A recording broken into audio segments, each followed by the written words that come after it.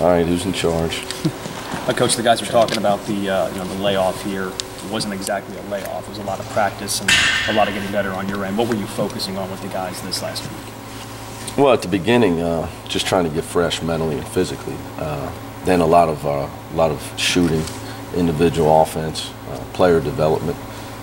This time of year, our base system's in offensively and defensively. So just getting mentally and physically fresh, that alone is great at this time of year, especially if we're going to hope to make a run late into the season. But and then the last few days here, just starting to get our minds right, get ready for a game again. Have you ever had a layoff? Yeah, this long? You get them every year. I mean, whether it's 7 days, 8 days, whatever the case may be. But for me, it's an opportunity to get some recruiting in, which is rare during the season for a head coach. Does it help Cash to have that layoff? Obviously, I think it would. Yeah, but I would say it helps everybody. I really believe that. I think the layoff helps everybody. The intensity and the emotion that the kids put into a game, how hard these games are. You see teams losing and some head-scratching results.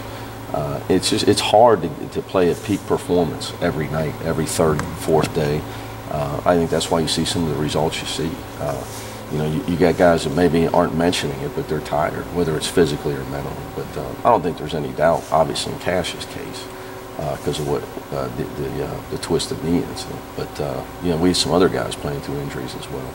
I know you wouldn't have played Cash if he had a chance to risk further injury, but he said he wasn't 100% in terms of what he could do. Well, he couldn't have been. Yeah. There's no way he could have been 100% because he hadn't really done much. Right. He was off Wednesday, Thursday, Friday, Saturday, and then Sunday and Monday we basically we had to do mental preparation for Syracuse, other than a little zone offense. Just because the other guys had played Saturday night in an overtime game, and we had to fly to Syracuse. Right. So there was really no way he could have got ready and been at 100%. But that being said, I think that, Syracuse's length of their zone bothered him. Yeah. You expect him to be pretty close to 100% now?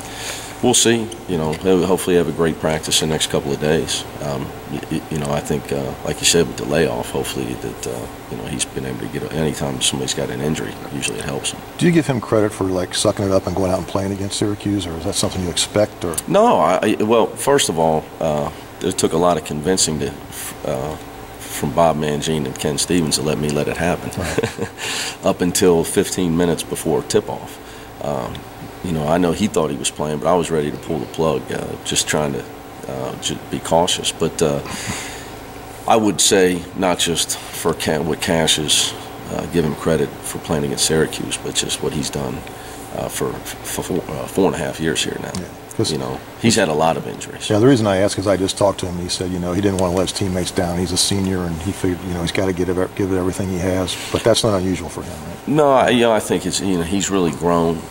He cares about the program. He cares about his teammates. He cares about the program.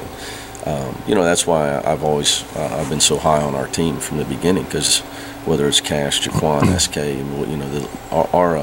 our lead dogs, so to speak, those are the most important ones. You can't win the Iditarod without your lead dogs. When they're good and they care and they're driven, you got a real chance. Yeah. And that's why we've had a real chance all year, because those guys care. I mean, the leadership of our team. These guys are on a mission to try to have a great year and make a run in March. Whether it happens or not, who knows? But I can tell you it won't be because of lack of effort and caring on their part. First Rutgers game, you did a great job defensively, especially on Eli Carter. What do you expect from them, adjustments from them? Well, obviously, the Big East schedule can rear its head, and it's reared its head for Rutgers. They've had some tough games, whether it's them, Louisville. I've always said you're a week away from a 3-game losing streak in this conference. But then the thing about it is you're always 1 game away from a quality win. So we have to worry about Rutgers and play Rutgers Wednesday night like it's the national championship. Rest up and regroup and do it all over again for whoever we play on Saturday, and don't get ahead of ourselves. We got to live in the moment. We did a great job of taking care of the ball and shutting down their perimeter game.